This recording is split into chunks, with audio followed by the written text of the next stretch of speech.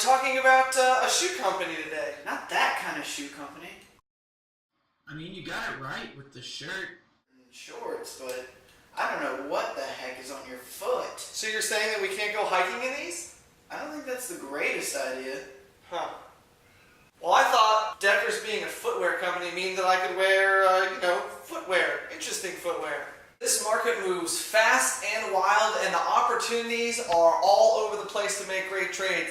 The only problem is opportunity lasts for just a few minutes, and if you're not following us on Twitter, a lot of times by the time you see lunch at the market, the trade has already passed. So keep in mind that for the most up-to-date information, you're going to want to follow us on Twitter. Deckers has been on our radar since it touched a low of around $78. We would have loved to catch that thing at the lows, but at the time when it was around 78 bucks, everything in the market looked like it was on sale. And so we did miss it at the exact lows, but since it's come up, we've basically been waiting for opportunities in which Deckers breaks 90 to the downside, and that's our trade entry point.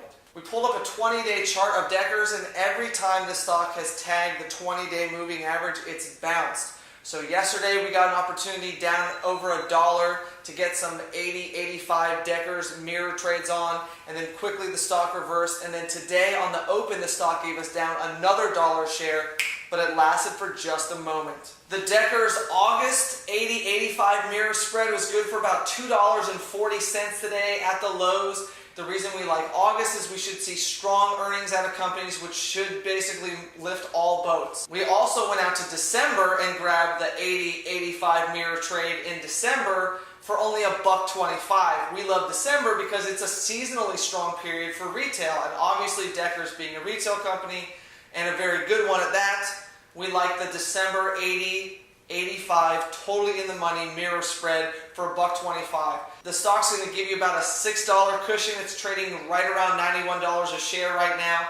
So the 80-85 is going to give you a $6 buffer. We've got either good earnings for August, and then we've got the play on December for retail sales. So both times should be good for the spread to work out. Of course, all you need is for the stock to be above $85 a share to reach your $5 target for your spread. Walter Energy, the stock is down $5 a share. At times during the day, it's felt a little bit like a bloodbath. The bullish side of it is that when you take a look at the day of trading on a 3-minute bars and you look at the volume bars, the big giant bars today have been buying, not selling. That's bullish.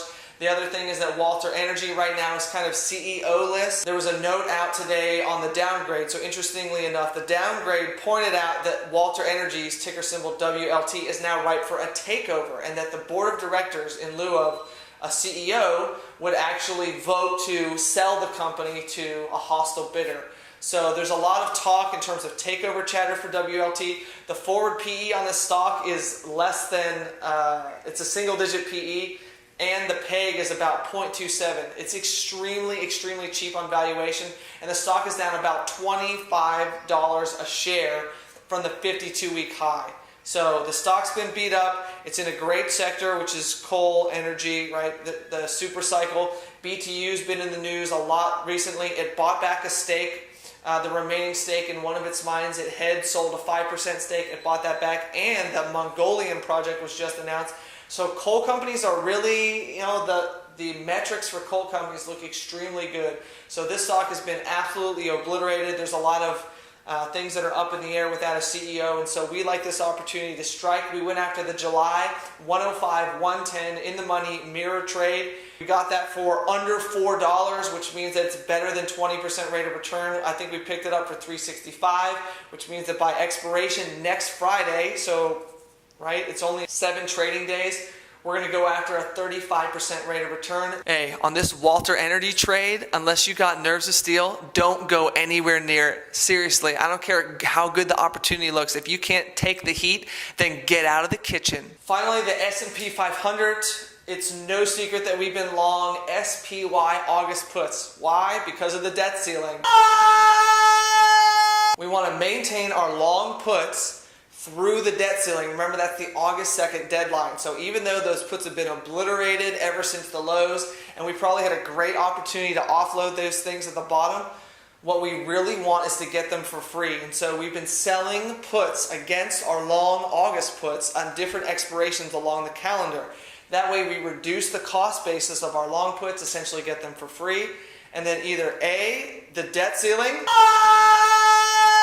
Either the debt ceiling is going to be a terrible, horrible event and everybody's going to do the wrong thing and we might risk default on our bonds, at which point we really want to be long a whole ton of puts. Or things are going to go well and the market's going to kick to the upside because one of the biggest worries for all the traders out there has been removed, at which point we're going to switch to selling puts above our long puts right now and turn them into short put spreads, which of course we're very familiar with. And that's hopefully how we'll finish off the trade.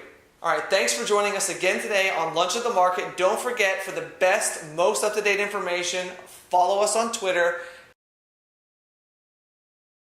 You want to get the articles in real time? Like us on Facebook. Thanks for joining us again today on Lunch at the Market. We'll see you tomorrow. Have a great afternoon.